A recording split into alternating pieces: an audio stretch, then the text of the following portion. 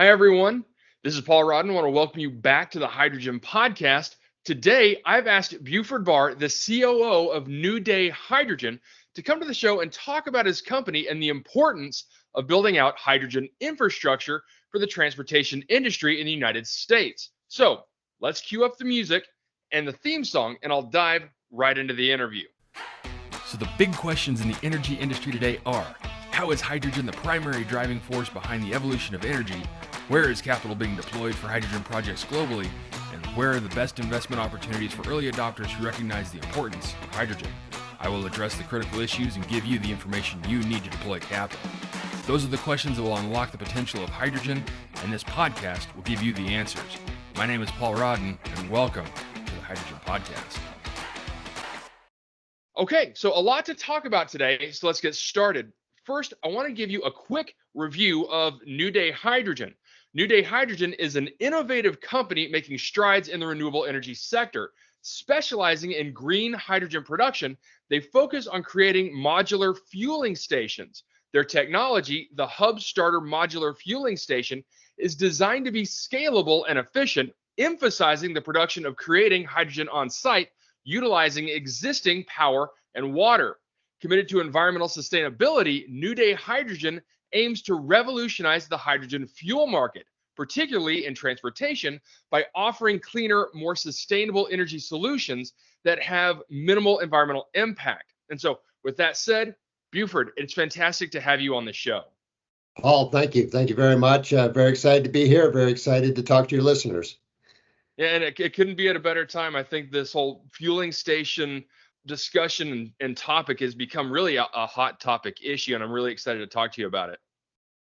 Yeah, no, always excited to talk hydrogen, to get the word out, and I appreciate the opportunity. Absolutely. Can you share a little bit about your journey to become the COO of New Day Hydrogen? Yeah, I'll try and do the short version of that. But pre-COVID, I was running all of the capital projects, major midstream energy company. And when COVID hit, they did what pretty much all the companies did. They cut capital to conserve cash. And when you're the guy responsible for all their capital programs and there is no capital, it doesn't take a rocket scientist to figure out maybe it's time to move on. So I did just that and decided, what do I want to be when I grow up? How do I get to that next step? Been in the energy industry my entire career, but I wanted to be where it was going, not where it had been. So did a lot of searching around and ultimately ran into three like-minded folks that were kind of on a similar search as me, trying to figure out what to do next, how we can, play a role in where energy is going to go. And, after a couple of months of thinking about how we could set this up, we really decided we could make a go at this. And in December of 2020, we formed New Day Hydrogen. So we are a COVID baby company. We've been working ever since trying to establish hydrogen fueling stations here in Colorado, where we're based, but really beyond, really all across North America. Awesome. So New Day Hydrogen is making strides in the hydrogen transportation industry. Can you tell us about the company's core mission and what sets you apart in this field? Yeah, there are a lot of folks that are working in this in hydrogen fueling, hydrogen infrastructure space. Really, what differentiates us, I guess, is a couple of things. One, we're focused on commercial fleets. We see them as the early movers into that space. If you think about it, if I've got, for example, one station in the entirety of Colorado, you as a private vehicle owner probably aren't going to run out and buy a hydrogen vehicle. It simply doesn't support how you use a vehicle. But for a commercial fleet, that can work. That out and back, can support their needs. That allows us to establish these nodes, start connecting them together, grow it into an ecosystem, and then all of a sudden we start having enough coverage where others can enter into that space. So that's definitely one of the differences for us, is focusing on those commercial fleets. The other two, if you look to the California market, they basically are, one of their lessons learned was that they should build big, always build big stations. And we heard that lesson loud and clear, and we decided to build small. We thought the approach that they were taking didn't make sense as you're growing into these new areas that currently don't have hydrogen fueling established. So we basically have scaled our station down to the point where it's a small station requiring a minimal number of vehicles to underpin it to get it going. Our focus is to establish the market. And to do that, we need smaller scale to kick it off to start going down that pathway. So small scale is a differentiator for us. The other is basically generating hydrogen on site. Once again, looking back to California, the vast majority of the stations out there are based off of delivered hydrogen. But pretty much at any point in time, every one of those has run dry because of supply chain issues. So we're looking at it, if we can generate the hydrogen on site, we can control that supply chain to the greatest extent possible, thereby making the stations just that much more reliable for our customers. We understand if we're not reliable, if we're not up and running, basically our customers have bought a very expensive paperweight, and we don't want to do that. You all had some news recently, and I think congratulations are in order. You received federal funding, and you launched the new hydrogen refueling station in Colorado, and you got the funding for that. Can you tell us a little bit more about that announcement and how it's significant for New Day Hydrogen? We're very excited about that. So New Day Hydrogen, in association with the Colorado State University system, was awarded a grant under the DOT's Charging and Fueling Infrastructure Grant Program. And what that's allowing us to do is to establish 3 fueling stations in close proximity to the CSU campuses along the I-25 corridor in Colorado. So that main north-south corridor that splits the state. On the north half in Fort Collins, more central in the Denver-Globeville area, and then on the southern end in Pueblo. So establishing the first public-facing hydrogen fueling stations in the state of Colorado. So we're very excited about that. But one of the other components of this grant was there's a workforce development component that we're very excited about. I feel very confident that we can establish these 3 stations as we are currently set up. But to grow this market beyond that, we need that workforce really to be established and start to take off. And that's really what excites me a lot about this grant program and that association with CSU is the development of the workforce, allowing that to basically start feeding into this, to this burgeoning market, both here in Colorado and beyond. Really, I think, and I hope, setting up Colorado as kind of a leader in the establishment of the folks that'll be taking this into the next generation. As far as what this means to New Day, I mean, really, this is a difference maker for us. Really, it sets us up well to kick off the hydrogen market here in Colorado and beyond. It really provides a certain level of validation of our design approach and really solidly establishes us in this market. This is a huge difference maker, and we're very excited about this. As you should be. And so as you're expanding on these 3 refueling stations, kind of more big picture, how do you foresee this impacting the accessibility and adoption of hydrogen in Colorado? Well, first steps first, right? You've got to start establishing the infrastructure for any of this to start to take off. We're dealing with this chicken and the egg scenario, all over the place. Why would I go buy a hydrogen vehicle if there's no infrastructure? Why would I establish infrastructure if there are no vehicles? Right. What this grant allows us to do is it allows us to establish that infrastructure a little earlier than we would otherwise be capable of doing. Allows us to get that in and running, allows us to work the demand side with our fleet customers, aligning those 2 together. One of my partners always made reference to, it's kind of like Thanksgiving dinner. It all has to come together at the same time. The grant program allows us to maybe push off the demand side a little bit and get the supply side established, up and running, and really move that market forward. So we're excited about where this is going to go, and we really think this is going to be the start of the establishment of a hydrogen market here in Colorado. I think so too. It's got to start somewhere. And that, I think how you laid it out there with the government funding, you're able to establish that you don't really have to worry about that chicken and egg scenario. You can get something on the ground, and it's one of those, if you build it, they will come type things, getting more infrastructure to come in. What were some of the challenges or considerations involved in securing funding for those stations, and how did you overcome those? We get similar responses to what most startups get. You're too early, you're too small, you fill in the blank, et cetera. But on top of that, there's the perception that the transportation industry has already been determined as to which direction they're going to go. Battery electrics have already won, case closed. And the reality is, we don't believe that's the case. We're big supporters of battery electric vehicles. We think they are ideal fits for those areas where they fit in well within the use case. but we do not believe that they cover all use cases. And that's where we think hydrogen really can play a significant role as a complement to battery electrics, not as a competition to. We've really spent a significant amount of time explaining hydrogen, getting people to understand what it is, what it isn't. It is not a silver bullet. If anyone comes in trying to sell you a silver bullet, they are lying to you. But it is, once again, very complementary solution to a lot of the solutions that we already have underway. So we think it can play that significant role. Unfortunately, the education process is not a fast process. It takes a lot of repetition. It takes a lot of time of repeating that same message to folks before it starts sinking in. We believe very strongly that that is starting to sink in. And once again, with the DOT awarding this grant to us and CSU, we think that provides us a significant amount of validation to what we're doing, and hopefully takes all of that effort we've tried on the education side and really pushes some folks, over the edge towards, hey, this could be an option for me. I'm really intrigued about your technology and the hub starter modular fueling station. Can you explain how it works, the tech behind it? And I think the audience would also really be interested if you can go into some of the specifics on the economics behind making it work. Okay, let me start with kind of what Hub Starter is. Hub Starter is, as we've been talking about, it is a hydrogen fueling station, small scale, as I indicated earlier. But really what it boils down to is Hub Starter is a modular design. Think shipping containers, 40 feet long, 8 by 8. One of those containers contains the electrolyzer, the hydrogen generation itself. One of those containers contains the compression and the storage.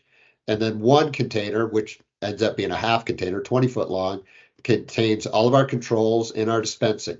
Those three together make up Hub Starter. So very small, really ultimately configurable in any way that makes the most sense relative to the property it's being installed on. We could go pretty much anywhere as long as we have power and water to hook it up. And we're designing offsite, fabricating offsite to be brought on site. And I'm oversimplifying a little bit.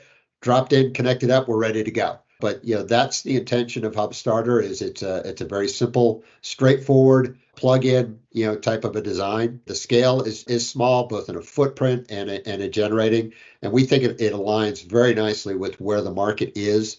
And then as the market grows, we can basically stack these to align well as our customers grow, as that market grows. So we think that that sets up well. As I indicated, we're generating the hydrogen on site. And we're doing that through electrolysis. And really what electrolysis is you're taking water and you're cracking it into its constituent components. You're getting hydrogen, the H2, and you're getting oxygen, the O. We don't have a current use for the oxygen, so we're actually venting that. That is the direct emissions from our station is oxygen, but we're capturing the hydrogen. We compress it, we store it, and basically at that point, it's ready to go as far as, filling up a vehicle. As far as the economics, what we're trying to do is we're trying to have the economics. And when I talk economics, really, I'm talking about the price of hydrogen, because that's ultimately what our customers are concerned about. What we're trying to do is we're trying to align between what we consider to be two bookends. On the high end is roughly $16 a kilogram. We talk in the hydrogen world, we talk in kilograms just to confuse everybody in the US. $16 a kilogram, which is roughly what we see as the historical California market. Right now, the California market is way out of whack. They are over $30 a kilogram. We don't see that as realistic or sustainable, to be honest with you. So we're targeting that high end at 16. The low end is really what we're targeting as diesel parity, and I'll explain that in a second, which we're targeting is roughly $10 a kilogram. The reason $10 a kilogram is that rough diesel parity is, especially in the medium duty vehicles right now, the heavy duties, it's going to take a little bit longer, but the prognosticators indicate that by the end of the decade, we should see the efficiencies of the heavy duty fuel cells be roughly equivalent to the medium duty. So you're talking roughly a 2x efficiency level relative to internal combustion engine. So the amount of energy in a kilogram of hydrogen is about the same as the amount of energy in a gallon of gasoline. But you're able to go twice as far on that same amount of energy. So to make the math easy, $5 a gallon, roughly equivalent to $10 a kilogram of hydrogen. That makes sense. And I like that simple math. I think anyone can really understand that. I can. So Hey, if I can get it, then anyone can. Innovation is key in fast evolving industries like this. What are some of the latest advancements that New Day Hydrogen is going to utilize with your hydrogen technology? yeah, and really, just like what we're seeing with batteries, we are seeing quite an evolution in the technology related to the electrolyzers and then the fuel cells that are on the vehicles themselves. We see all of this really advancing in leaps and bounds. And really, it's why at this point in time, we've really been somewhat, we are not tying ourselves down to a specific brand, a specific manufacturer, because we do understand that the first stations that we put in will be the least efficient, most costly stations that we ever put in. We envision, and really everybody, the prognosticators that are out there, all forecast that you're going to see as this industry scales up, the efficiency levels within those units and the cost per unit are going to go down dramatically. And we're already seeing that start happening. So we haven't necessarily married ourselves to a specific technology, a specific use manufacturer, because that it's simply evolving too quickly. But we are continually monitoring that, and we're excited in the direction this is going, because what it does is allows us to be more efficient, lower cost, allows us to drive down the cost of that hydrogen. Now we are looking at other technology providers. If you think sensors, controls, those types of things that we can utilize within our stations, and really looking at that as some of the technology advancements that we're going to do near term as the bigger technology, the electrolyzers, continue to evolve. But those sensors, those controls, really being the current evolution, to make our stations as safe, as reliable as we possibly can be. Would you mind talking, and you touched on this a little bit, but would you mind talking about New Day's business model and the type of clients that you're looking for to continue to build out the refueling station infrastructure? As I pointed out earlier, if you look to the California market is predominantly one of light duty vehicles. We simply don't see the light duty vehicles, those private passenger vehicles, being the early movers into this market. And I went into some detail in regards to why, in regards to that. We see the commercial fleets as being the likely first movers into that space. And the conversations we're having with fleets here in Colorado and beyond are really indicative of that. Most of them are looking at battery electrics. They're looking at fuel cell electrics. They're trying to figure out how do they fit within this evolution towards zero emissions. And to be honest with you, they're a little stumped. They're being asked, challenged with move away from a technology that you know extremely well and move into something that you're not familiar with at all. And oh, by the way, do it fast, do it now. So what we're trying to offer up to them is that you have an option, and we see hydrogen as an option that aligns really nicely with what they're used to on the diesel side. If you think about it, that same quick refueling, that similar range that you get with a diesel, you can get that with hydrogen as well. So you end up with the same operating parameters as those vehicles. You're simply getting it in a true zero emission vehicle. The only emission is water vapor, and you're getting it in a true electric vehicle. These are electric vehicles driven by the same electric motors that battery electrics are. Simply it's powered by a tank of hydrogen instead of a big heavy battery pack. So really, we see those clients, those commercial fleets, those municipalities, transit agencies, we really see those as being the first movers into that space. Speaking of fleet operators, I would really love to hear your strategy for getting the fleet operators to adopt hydrogen into their business. What do you think is a good model for them to adopt to transition their fleet to hydrogen? Unfortunately, in a lot of cases, most of what is being put out there is, okay, fleet operator, we want you to convert all of your fleet today. And it's simply not realistic. We look at it as these guys have a huge challenge in front of them as to how they're going to do this. They have their own budgets. They have their own vehicle replacement schedules. We simply look at it as, hey, let's align with those. So you've got a 100 vehicle fleet. That's great. You're not going to convert 100 vehicles tomorrow. Right. You're going to follow your replacement schedule, and maybe you replace 10 vehicles a year. So of that, would you be willing to commit, 2, 5, 10 to hydrogen? It's more of a dipping your toe into this space as opposed to diving in head first. And Yeah. we also look at it with our stations. We need roughly 10 to 15 medium duty trucks to underpin our station. That's really where we need to be. We don't look at it as our preference is to have multiple fleets underpinning that. So think 5 fleets with 2 to 3 vehicles each, as opposed to one fleet that provides all 15 vehicles. We look at it this way as we're de-risking the position of our customers by doing that. We're allowing them, once again, to dip their toe, not dive in. Scalability, market penetration are both crucial for success. What short-term and long-term strategies are you employing to achieve those goals? Okay. Scalability is huge, obviously. Yeah. And it's interesting for us because Substarter is a scale. It's simply a small scale. And we built it purposefully at that scale because we think that aligns with where the market is. So for us, scalability really comes down to as our customers decide to add additional hydrogen vehicles, as that market continues to grow, the simple approach is we can stack stations and we can add additional capability at that site.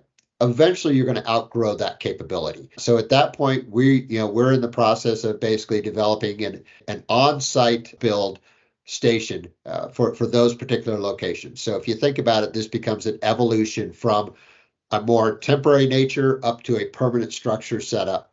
And what that allows us to do is it allows us to take that hub starter and relocate it and put it into one of the new growth areas. Once again, seeding that market, allowing that market to start establishing and moving forward. So we see this scalability as we're going to start small, scale up, but as we scale up, we're going to continue to take those units that we did develop first and move those further out, being able to develop further areas, continuing to grow out that market. And building on that, partnerships can be critical. Are there any collaborations or partnerships that you've been particularly influential, that have been particularly influential for New Day? The reality for us is nobody can do all this alone.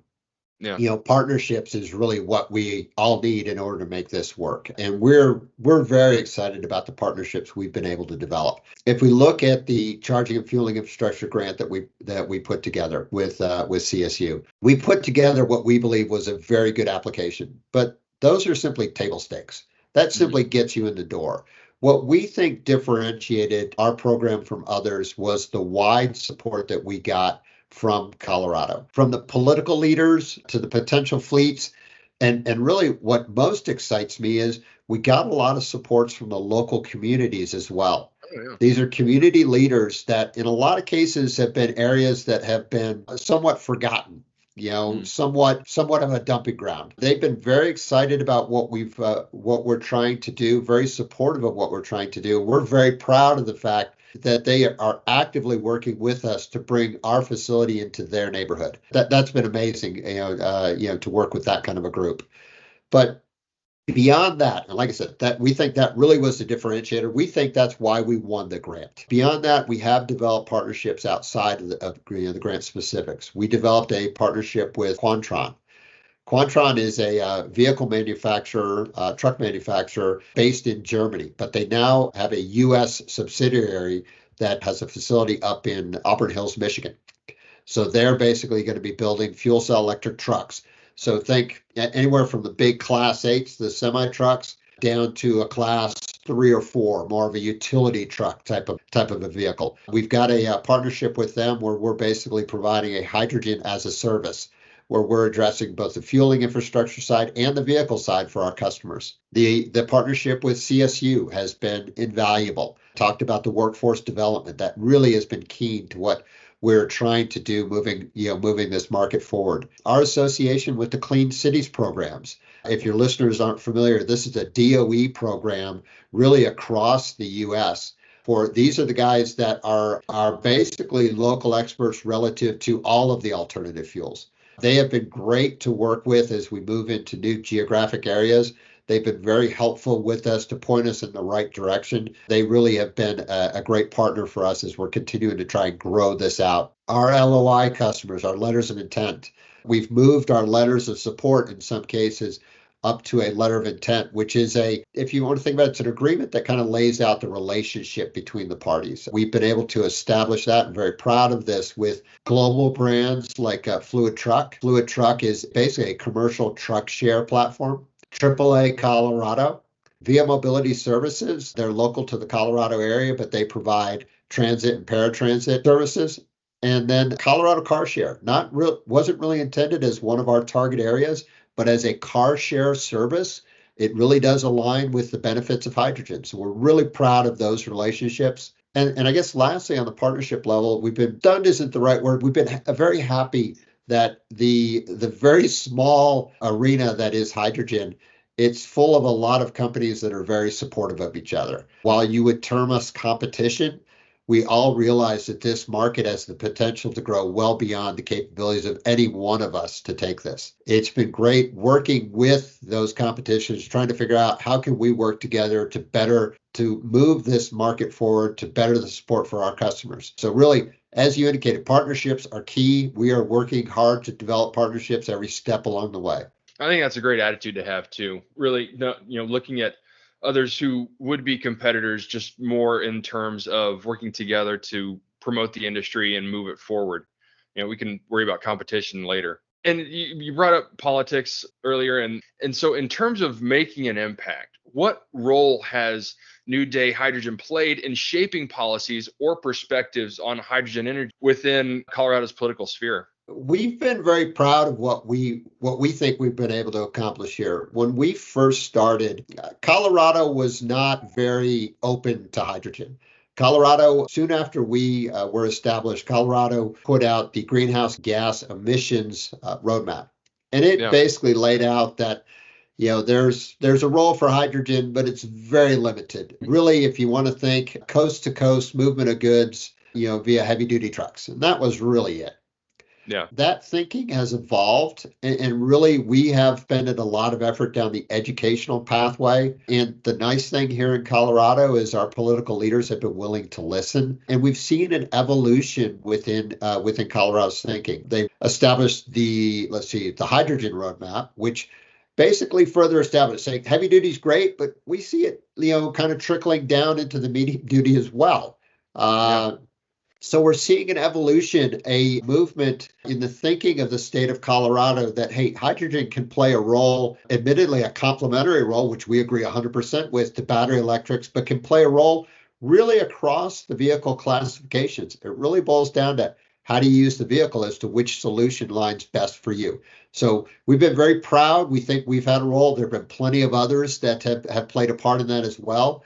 But we've been very excited about the evolution of the stance of Colorado towards hydrogen and the role that hydrogen can play in transportation. I talk about transportation a lot on the show, and I probably make a lot of people sick with how much I bring it up. But looking ahead, how do you see hydrogen shaping that future of transportation? So the future of transportation, and as you and I have talked about, everything we've been talking about really has been just a small component of that transportation. Really, it's been the on-road transportation.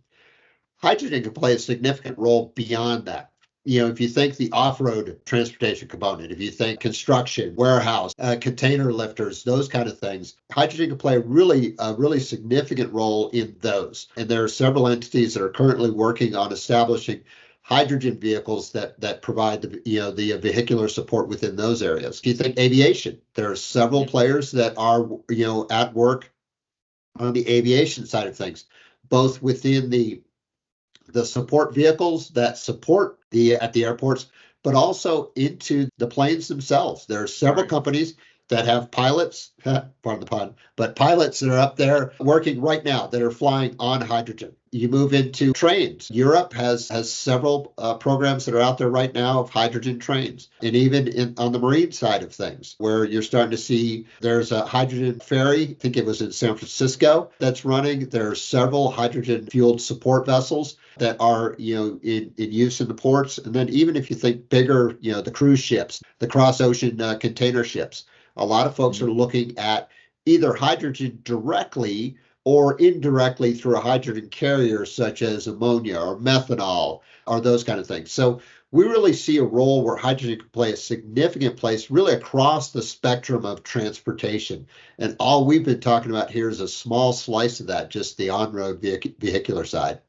Right. This is one of the questions that I love asking anyone that I'm interviewing. Can you share your predictions for the hydrogen market and any industry trends that we should be looking out for in 2024 and 2025? Let me start out by looking a little further beyond that. The DOE's Hydrogen Hub program, just got announced, awarding, literally billions to several entities really across the U.S. to establish basically utility scale supply and demand for hydrogen. What that's going to do, or what that should do as we go to that scale, is it should drive the price of hydrogen down. What's one of the complexities that we've got right now is the price of hydrogen. So once those get up and established, that really should, super fuel the hydrogen market as that takes off. But the reality at that scale, it's going to be 10 years before those are really up and running, in my opinion, just because of the literal scale that you're talking about for those facilities. It takes time to build something like that. So really, I look at 24 and 25, this near term is really going to be more geared towards, I think, more in line with what we're trying to do. These smaller seed type stations that are establishing in these new geographic areas, starting to establish the hydrogen market, and then starting to grow the ecosystem out from there. I think that aligns perfectly well with the hydrogen hub concept, that we get in early, we start establishing this market. So when the hubs come in, the public isn't scared of hydrogen. They're not, right. Their first reaction isn't the Hindenburg. They've seen hydrogen. I'd love to get to the point. Remember when Teslas first came into the market? Everyone pointed every time you passed a Tesla. Now you don't point at all because they're everywhere. I want hydrogen vehicles to get to that level.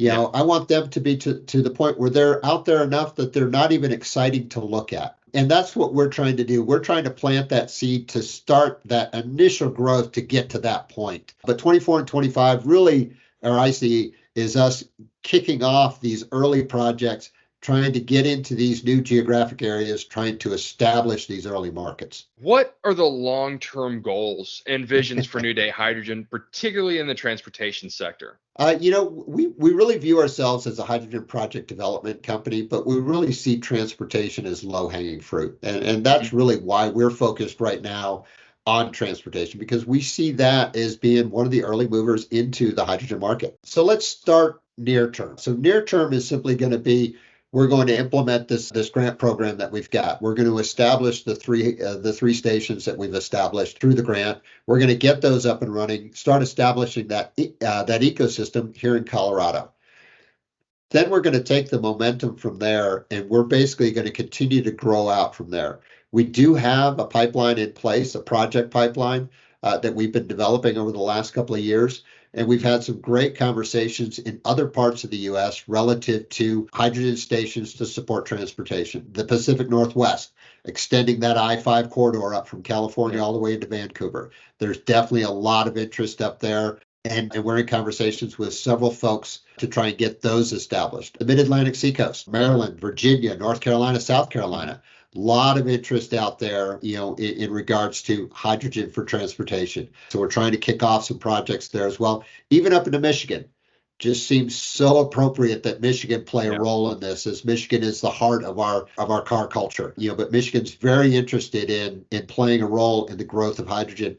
And then even to our neighbors to the north, Canada has been very aggressive moving towards hydrogen, and we've got a Canadian partner that we're working with up there, that we're trying to establish some projects up there. So really, near term, we're going to get these projects up and running here in Colorado.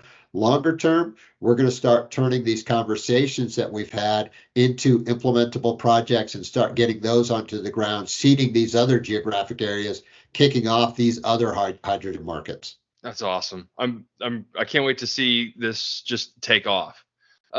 This has been an incredible conversation. I'm very appreciative of the time and effort that you've put into helping create this blueprint to shape the future of the hydrogen transportation industry. Thank you so much for taking the time to talk with me today. Paul, I appreciate the opportunity. I appreciate what you guys do. I mean, so much is getting the word out about hydrogen. So, the opportunities to get on to speak about what we're trying to do, it really is invaluable. So appreciate that. And we'll continue to talk and continue to move the hydrogen market forward. Absolutely. All right, everyone. I would like to thank Buford for joining me today to discuss his views on the hydrogen industry.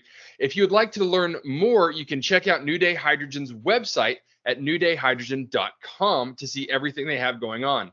Thanks again, and I hope you have a great day. Take care. Hey, this is Paul. I hope you liked this podcast. If you did and want to hear more, I'd appreciate it if you would either subscribe to this channel on YouTube or connect with your favorite platform through my website at www.thehydrogenpodcast.com. Thanks for listening. I very much appreciate it. Have a great day.